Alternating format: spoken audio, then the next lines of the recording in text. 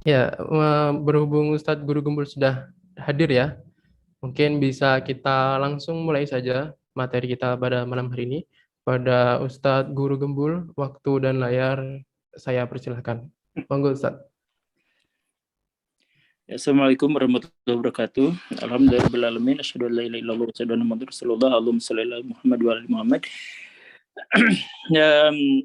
Selamat malam semuanya. Assalamualaikum. Semoga semuanya dalam kondisi baik-baik saja dan semoga apa yang akan kita bicarakan sekarang bermanfaat, berfaedah dan memberikan pencerahan. Dan ada beberapa hal yang harus saya sampaikan. Pertama, di sini saya tidak ingin meluruskan atau mencerahkan dan sebagainya, sama sekali tidak seperti itu. Jadi kita biasakan untuk melihat segala sesuatu dalam berbagai perspektif dan kita harus siap untuk menerima pernyataan dari orang lain, dan karena itu maka dalam hal ini kita susah sekali untuk menemukan jalan yang lurus dalam konteks ini, sehingga jangan ada kata diluruskan atau hal yang semacam itu, karena ini adalah interpretasi, ini adalah pendapat, ini adalah kajian. Jadi ya, tidak ada kebenaran mutlak dalam pendapat seseorang, dan karena itu seseorang itu termasuk saya, apalagi saya ya tidak ikut dalam hal meluruskan, tidak ada seperti itu. Saya akan langsung saja menjelaskan seperti ini.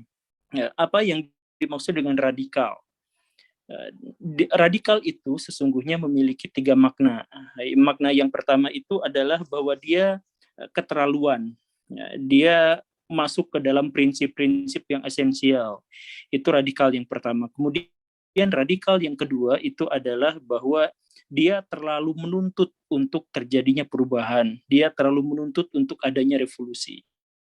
Kemudian yang ketiga itu adalah dia berpikir dan bertindak terlalu maju, jadi progresif.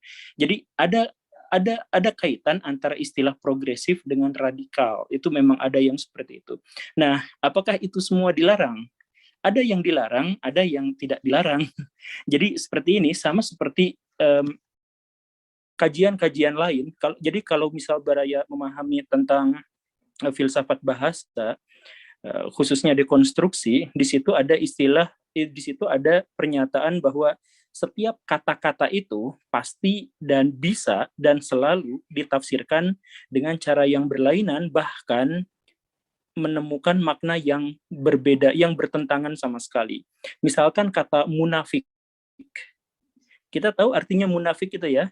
Munafik itu artinya kurang lebih perbedaan antara apa yang dikatakan dengan apa yang ada di dalam hati. Kurang lebih seperti itu. Tetapi kalau kita melihat dunia nyata, fenomena sosial, maka kita akan melihat misalkan penzina atau pelakor gitu ya, itu mengatakan, ya saya berzina gini-gini, saya terang-terangan aja, saya nggak munafik gitu. Nah, pernyataan tidak munafik itu yang dikatakan oleh pelakor itu telah mengkhianati makna munafik yang sesungguhnya, tetapi secara leksikal gak jadi masalah. Secara bahasa itu benar, tetapi pemaknaannya beda. Nah, dalam semua hal, istilah-istilah itu sering diganti agar tidak sesuai dengan makna aslinya demi kepentingan kelompok-kelompok tertentu. Maka istilah radikal pun demikian. Walaupun secara definitif kita mengetahui bahwa yang dimaksud dengan radikal itu adalah bahwa yang tadi itu nuntut terlalu keras untuk perubahan, kemudian secara esensial terlalu mendasar berpikirnya dan sebagainya, tetapi dalam pemaknaan sehari-hari, radikal itu selalu digunakan oleh kelompok-kelompok tertentu untuk menyudutkan pihak-pihak yang lain yang bertentangan. Misalkan Wahabi menganggap NU itu radikal, NU itu radikal misalkan, tapi kata NU Muhammadiyah itu radikal dan lain sebagainya. Jadi ada terlalu banyak hal-hal yang terkait dengan perubahan-perubahan makna seperti itu. Nah, tetapi dalam Islam, apakah seseorang itu boleh radikal? Bahasa yang paling bisa dipahami di dalam Islam untuk alih bahasa radikal itu adalah gulu atau berlebihan. Jadi segala sesuatu yang berlebihan itu di dalam Islam itu terlarang, apapun itu. Jadi ibadah kalau berlebihan itu terlarang karena gulu, dan gulu itu merusak dalam semua hal. Nah, ada banyak sekali ada banyak sekali hadis-hadis yang terkait dengan larangan gulu atau larangan radikal. Kenapa seperti itu? Karena, nah ini penting ya, karena pada dasarnya banyak di antara para sahabat sendiri yang radikal, banyak di antara para sahabat sendiri yang berlebihan. Kenapa Nabi sering melarang radikalisme? Kenapa Nabi sering melarang gulu? Karena banyak yang terjadi pada waktu itu seperti itu. Begitu. Nah, karena contoh dari para sahabat yang berlebihan itu seperti apa? Misalkan seperti ini. Nabi itu mengatakan bahwa baca Quran itu kalau bisa maksimal banget kalau bisa dihatamkan sebulan sekali. Kalau bisa ya. Dan inilah yang akhirnya membuat para ulama itu bikin juz sampai 30 juz gitu ya, dengan harapan memudahkan umat Islam kalau mau baca Quran, menghatamkan Quran sehari 1 juz, jadi 30 hari gitu ya. Jadi pembagian juz itu tidak ada di zaman Nabi, adanya di zaman para ulama belakangan. Kenapa seperti itu? Karena anjuran Nabi, kalau bisa, kata Nabi, sebulan itu tamat, hatam. Tetapi ada di antara para sahabat yang mengatakan, saya bisa lebih dari itu, lebih cepat daripada itu. Berapa hari? Seminggu.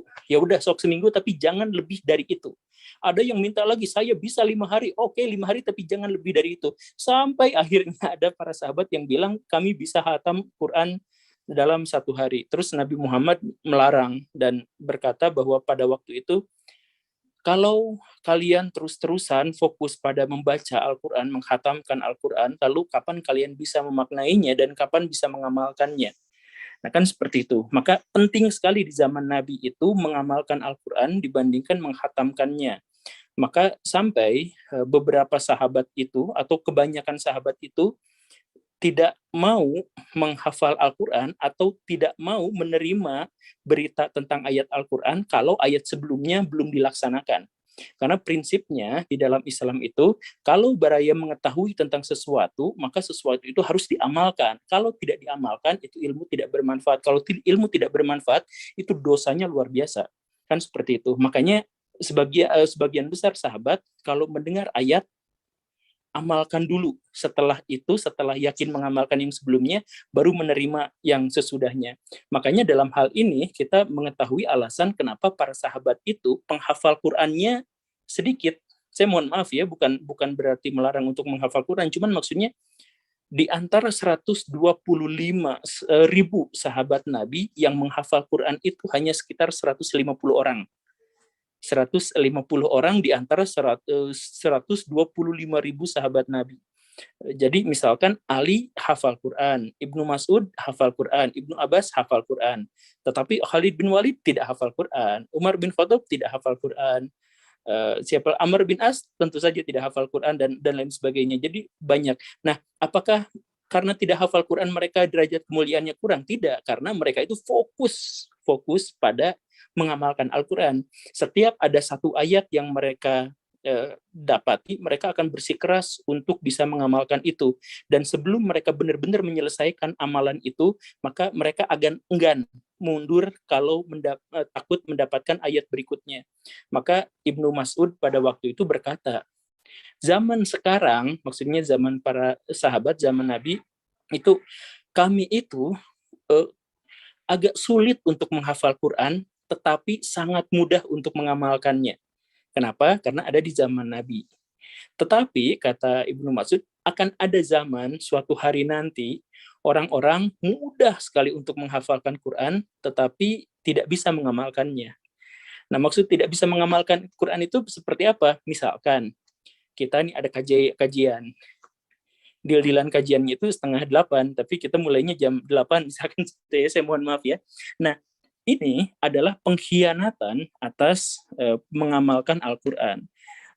Siapa yang ikut acara Zoom seperti ini yang sudah hafal surat atau ayat tentang waktu? Berapa banyak di sini? Banyak banget kan? Ayat tentang waktu itu adalah salah satu ayat paling populer di dalam Islam. Banyak sekali. Hafal. Siapa yang mengamalkannya? Kalau seandainya mengamalkan, maka kita tidak akan terlambat seperti tadi.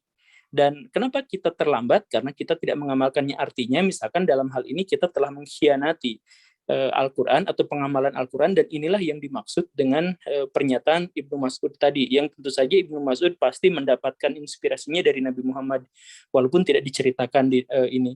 Nah, umat Islam sekarang itu menjadi radikal dalam hal itu, dalam dia fokus pada satu hal, dan dia mengejar satu hal, ya apa? Dia fokus, dia mengejar pada satu hal, tetapi kemudian dia mengabaikan hal yang lain. Nah, ini adalah radikal. Atau misalkan contoh bahwa ada di antara para sahabat dulu yang bersumpah, bersumpah, saya tidak akan menikah, saya akan terus-terusan berpuasa, dan saya akan terus-terusan tahajud. Maka Nabi Muhammad bukannya memuji, malah marah. Itu gulu, itu gak boleh seperti itu bukan bagian dari umat saya. Umat saya itu gak akan kayak gitu. Umat saya itu seimbang. Karena apa? Karena ya kalau seperti itu gulunya dalam satu pihak, dalam satu sisi, dalam hal ibadahnya saja. Sedangkan dalam hal-hal yang lain itu tidak seperti itu. Misalkan kan di dalam Islam itu tidur itu berpahala, ya. Jadi kalau tidak tidur itu berarti mengkhianati syariat Islam. Makan minum itu berpahala karena itu membuat kita bisa hidup. Kalau tidak makan itu zolim, dosanya besar sekali. Bahkan misalkan pengharaman terhadap babi itu, babinya bisa jadi halal demi kita bisa makan. Kalau misalkan nggak ada makanan yang lain gitu. Artinya syariat kita untuk makan itu lebih urgen, lebih penting daripada keharaman babi. Begitu. Ya. Nah, balik lagi, jadi radikalisme itu pada akhirnya telah menghancurkan kebudayaan dan peradaban Islam, karena orang-orang Islam sekarang terlalu banyak mengejar pada satu bidang tertentu, dan di situ dia fanatik sekali, sedangkan bidang-bidang yang lain diabaikan. Begitu. Itu kita masuk bab pertama tentang definisi radikal.